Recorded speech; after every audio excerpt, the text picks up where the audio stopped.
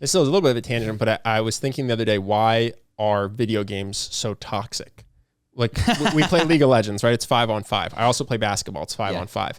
You'll be in there with a random person who is just doing something terrible, like losing the game for everybody and refusing to change their behavior, or making a bad play and then cussing everybody else out. And you'll see that sometimes on the basketball court, but way, way less, even with strangers. And I was trying to figure out why.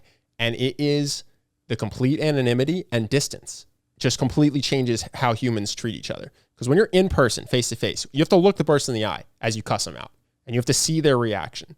And you also know them for who they are. So if you're on the basketball court with someone who just, they're super young or they look really uncoordinated, you know they're bad from the start and they make a bad play, you just go, all right, it's kind of what I expected. They can't do any better. You're playing video games, it doesn't occur to you this might be a 9-year-old or, you know, someone who's learning disabled or something, and that's why they're bad. And if you could see their face, you'd have so much more empathy for them. But since you don't, it's so much easier to just go toxic on them. And then the second thing is you have no fear because you're anonymous and they're not close to you. So you can be a total scumbag and nothing bad will happen to you. Whereas on the basketball court, if you start dropping N-bombs, you're going to deal with the consequences of being one person on a 9-person court who's being a dick, and people are in hand's reach of you. But all of a sudden you get on Call of Duty or something and you're anonymous. It's not your face. It's not your profile. They're miles away. And all of a sudden, you become a total troll. So I just thought it was interesting to think about as society becomes more virtual, online communities are getting lauded, and people talk about social media like it's actually a way to keep in touch with friends or whatever it might be. It's just, it's interesting because we're going to have to be cognizant of how a couple of these variables really change human interaction drastically for the worse in a lot of ways. Yeah. The threat of violence is important. It's important in interactions. It really does keep things civil in a way that when you remove that threat of violence, it just one person who wants to be disruptive can absolutely do that. It's made me think, I was thinking about crypto and how people were really excited for this like totally private, anonymous, decentralized thing. And so I guess the first thought that relates to this is that privacy is not all it's cracked up to be. It's great that singular corporations don't have all your data. But the way privacy works in meat space is that it is decentralized. Like if I see you do something, not everyone saw you do that, but I saw you do it. So there's privacy within but not within iShot. If people see you do something, that is they can hold you accountable to that. And there's benefits to that, and there's also drawbacks, which is like if you rob my town and then leave, like I can't telepathically tell the next town to watch out for this guy. So there's nice things about it and there's bad things about it. But what's interesting with the crypto space is that we were promised that decentralization and privacy was going to do all these amazing things. And what you see with Elon Musk is that you can't actually decentralize power. Because even if you took away Elon's money, he has social power.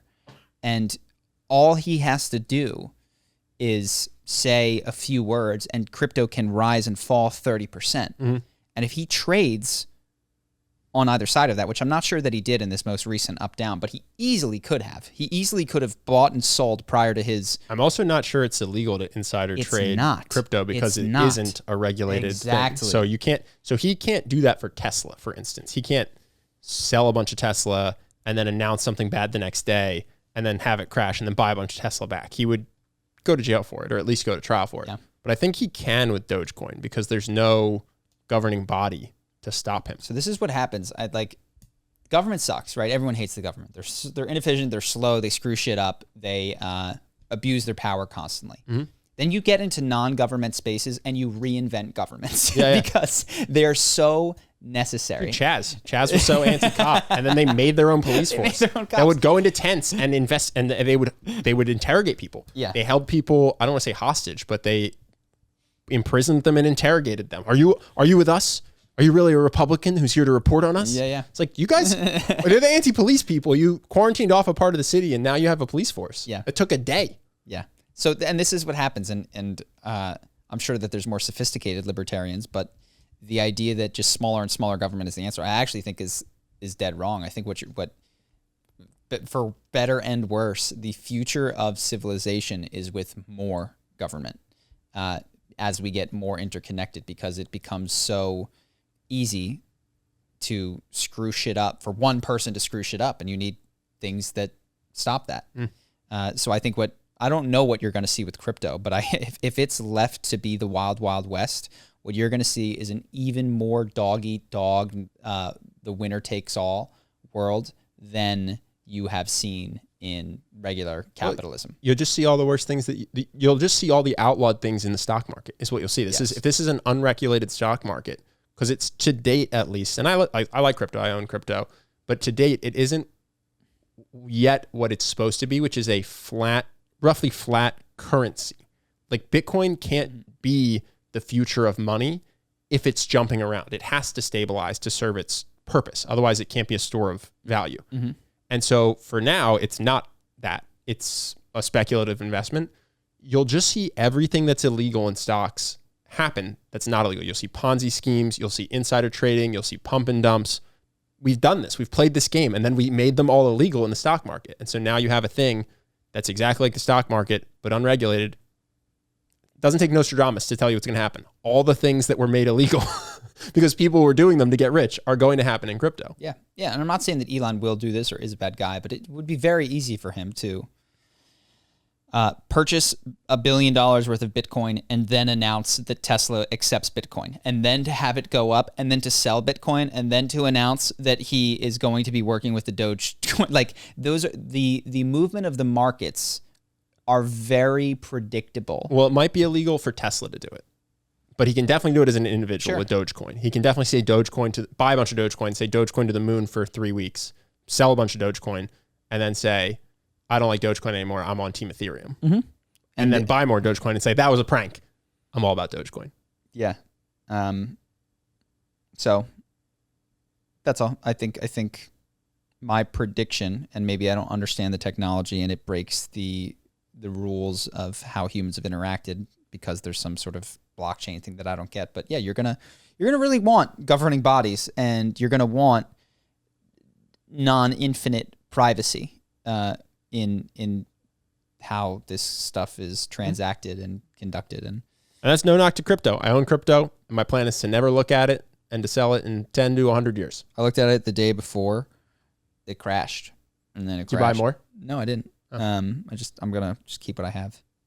Yeah, I thought about it. I was like, should I buy the dip? It's like, I don't really know enough about this to be swing trading it. I'll just hold it for 20 years. I always forget. There's a handful of people in every domain that are just like the boring people that are just right. Like Tim Ferriss on efficiency and work management. He's just like, do one thing, do it right, remove. You know, like it's so boring because what you want to think is, chatbots on Facebook. That's new and exciting.